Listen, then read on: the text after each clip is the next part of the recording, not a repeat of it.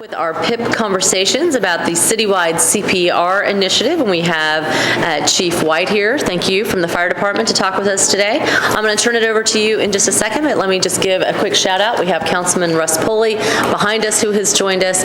You'll have 7 minutes, and then we'll have 7 minutes for questions, and I appreciate in advance all the hard work you've already put into this PIP. We may not be able to fund everything, so we just appreciate that you all have put this forward, and we want to hear the conversation. It doesn't mean that it's not a great idea, but it just may mean that it may take more fleshing out or more time. So anyway, Chief, over to you. All right. I want to thank everyone on this panel, obviously the Mayor, Mr. Reedland, Ms. Lomax O'Neill, Mr. Burcham, and Ms. Shapiro for taking your time to listen to this proposal we have today. CPR initiative, cardiopulmonary resuscitation, hereafter referred to as CPR. Out-of-hospital cardiac arrest is associated with very low survival rates relative to someone having a heart attack out of a hospital environment.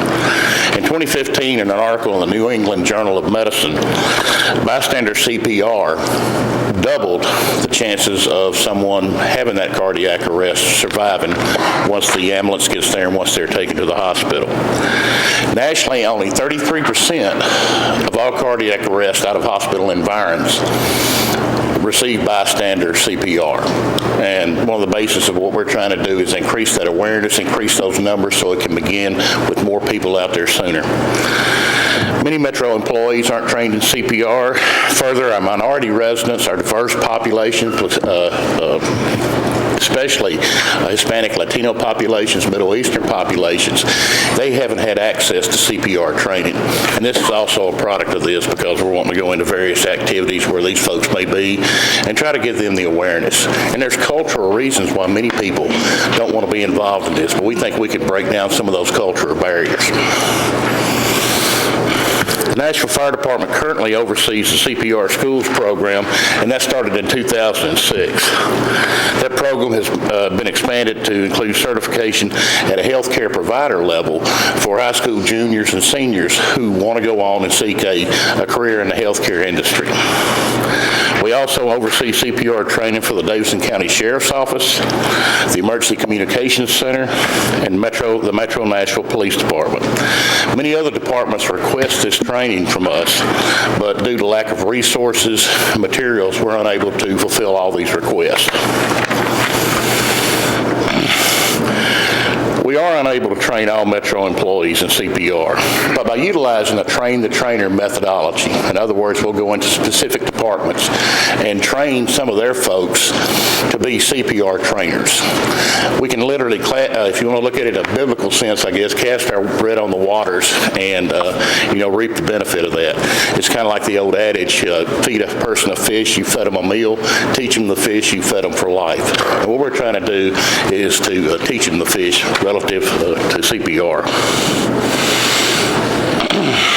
Starting with parks and recreations, water services, and public works, we're targeting departments that are mobile, visible to the public, and work in strenuous and physically demanding environments so that the employees and the public will benefit from this training. Additionally, we'll develop a hands-only CPR. This is part of breaking down some of those cultural barriers. Hands-only CPR training video in multiple languages.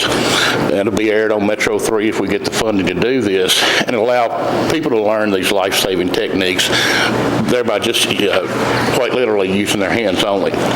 They can do this around their work schedule. They can do this in the comfort of their own home. They're not obligated to be at point A at X date or X time. Our long-term goal is to expand this program to include all Metro departments and all Metro employees. Okay, the growing problem. Nashville's a growing city, yet we're rated, unfortunately, as the 5th unhealthiest city in the 2015 BetterDoctor.com study. Increasing the number of employees and citizens that recognize, respond, and react to a life-threatening emergency is the easiest way to increase our out-of-hospital cardiac arrest survival rate. Early recognition and activation of the 911 system will decrease response times for out-of-hospital cardiac arrest and increase the chances of survival. right, what items are we going to need to be successful? It always comes down to bodies and money. And like the mayor said originally, we know there's a finite amount of money in the city coffers, and we just hope that we can find some for some of the things we're requesting. Basically, what we're requesting, we're going to need 3 additional quality improvements / training personnel to oversee training, monitoring, and review and collect cardiac arrest and bystander CPR data. These full-time employees will continue to serve as a resource for these departments, coordinate and implement hands-only CPR training videos, and identify areas of Nashville that are in the greatest need for further CPR training. Each department will need, that we're going to deal with, the 3 I mentioned earlier, they're going to have mannequins, CPR mannequins, materials, and certification cards and things like that, which those departments will take care of on their own. Each employee in those departments will receive a 4-hour course every 2 years for certification. The impact and the benefit of all this. In 2015, 2 Metro Nashville public school students suffered a cardiac arrest while on school property. As a direct result of bystander CPR, both survived neurologically intact. And when I say that, what I mean, blood flow was kept to the brain to where they did not suffer any brain damage. And that's also a very high risk anytime someone succumbs to a cardiac arrest. The Tennessee Medical Services for Children Foundation recognized the Nashville Fire Department and the Metro Nashville Public Schools for their exceptional care in these cases. Many studies have proven that bystander CPR increases the chance of survival. The success of this program will be measured by the number of people trained in CPR, an increase in bystander CPR, and an increase in cardiac arrest survival rate within metropolitan Nashville and Davidson County. The fire department can't do this alone. We need the help of other departments. We need the resources, the employees, and the citizens to make Nashville a safer city. Before I close here, I don't think there's any department in this government that puts a higher value on human life than the fire department. We think about somebody dying from a cardiac arrest. When that person dies, their dreams die with them. 100 dreams, 1,000 dreams, 10,000 dreams. The dreams of their born or unborn children. The dreams of their born or unborn grandchildren and great-grandchildren. So it's not just a human that's passing away. All those dreams for the present and the future pass with them. That's what we recognize. Thank you for your time. Chief, you've got 40 seconds. If you want to introduce anybody that you've brought with you, please do. Yes, I brought Captain Lisa Weekly. She works out of Q&I. I've got Commander Joaquin Toon back here, and I don't think I can give everybody else's name in 40 seconds. No worries. Why don't y'all just wave if you're from the fire? The gang. The gang back there. Thank you all for being here. Thank you. All right, we've got panelists. I have a question for you. For Public Works, Parks and Recreation, Water, what's sort of the rollout plan? Are you going to do this pre-hire for all new hires and at annual review time for all employees, or how would that rollout work so that you get enforcement on that side for follow-through for the training? I'm going to ask Captain Weekly to answer that. She's around behind this. I'm just talking head. So. Okay, that sounds fine. You need to hit the microphone. Sorry, I have a loud voice. So, Parks and Rec has already, they already do CPR training, and so what we'll be doing is training their trainers and getting all of their seasonal employees and their full-time employees trained on their regular rotation, and then when they hire in new people, they will go through the regular training. Public Works and Water Services will be the same. We're going to work on current employees, and then as new employees come in, they will receive the training as well. When you add those 3 together, how many folks would be trained per year? I'm trying to think of the numbers. There's about 800, I think, in Water Services, 400 or so in Public Works, and seasonal Parks and Rec, I think, is around 1,100. So. Very good. And there's a fee listed here of $30 for the online course. Is that only for the trainers? That is only for the trainers. And is that included in this PIP budget that you submitted here? Yes, it is. Okay, thank you. I have a question.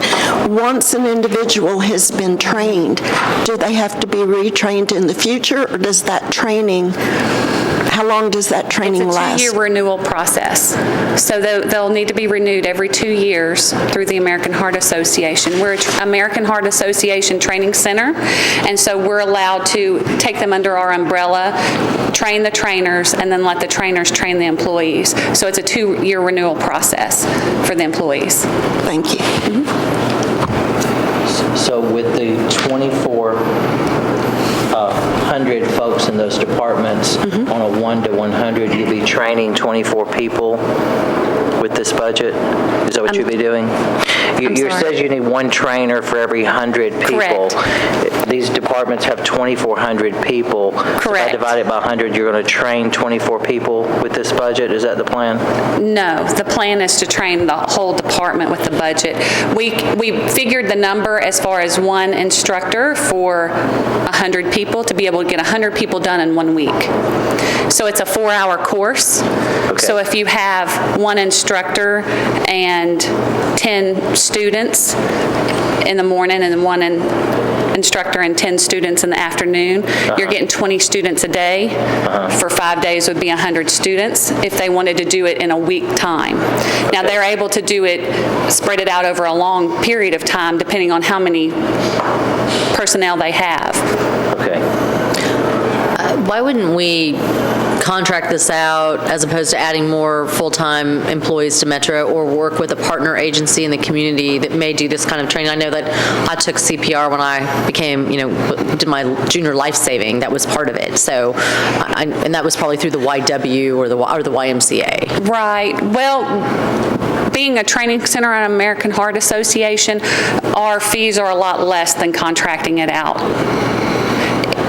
Well, not really, because... Well, when you look at full-time employees, you're absolutely right. But we have the mannequins and the ability to track those numbers and to be able to keep up with how well the program's working. And it's already been proven beneficial in the school system because we've trained all of the students and their freshman year for Heart Saver, and then their junior and senior year if they're in HOSA, we train them at the healthcare provider level. We have seen a significant benefit at just the school system level. So the benefit would be us following those numbers and being able to keep up with the training and keep up with the employees. So you're saying that we already train every freshman in Metro, and we've done that how? Through the Train the Trainer under our training center. Okay. So you guys have a training center, so how... So we train the teachers, and then the teachers train the students. And for us, we keep up with the cards, the rosters, their renewals, and that type of thing.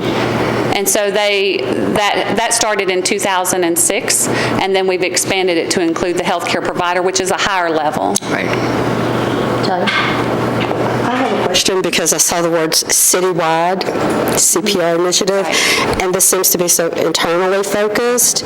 Did you all think about ways to partner with the business community or to do outreach in other ways outside of just Metro departments?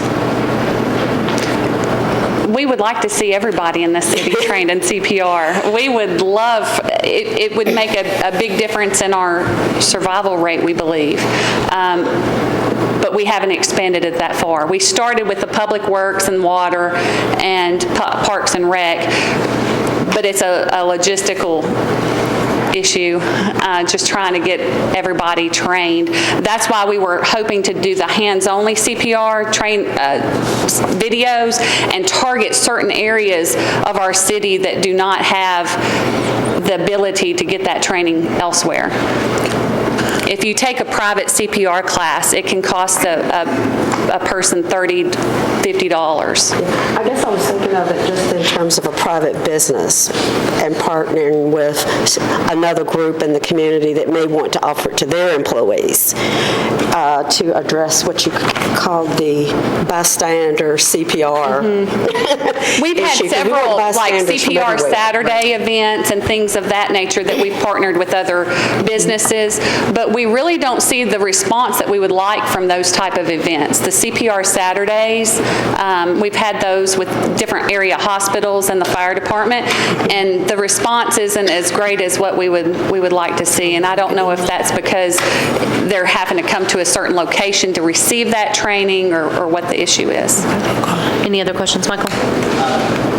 Make sure I have all the numbers right, so for the evaluation, if one instructor could do 100 a week on a 48 work week of year, they could do about 4,800 trainings in a year per instructor, is that right? That would be correct. If you Okay. had one instructor Full-time? full-time for a Getting- 40-hour work week. Okay, for a 40-hour work week? Okay. And then do you think we could sell the extra seats in a class for people that, in Metro, that just didn't show up for training, since we're only going to try to train 2,400? I think that's definitely a possibility. Okay. If you wanted to sell the seats. Yeah, I'm just sell trying to the look at a way to training. optimize the cost so that we get Right. the most people trained possible. We just want people to be trained in CPR. Got it. Thank you. Thank you. Thank you so much. We appreciate it.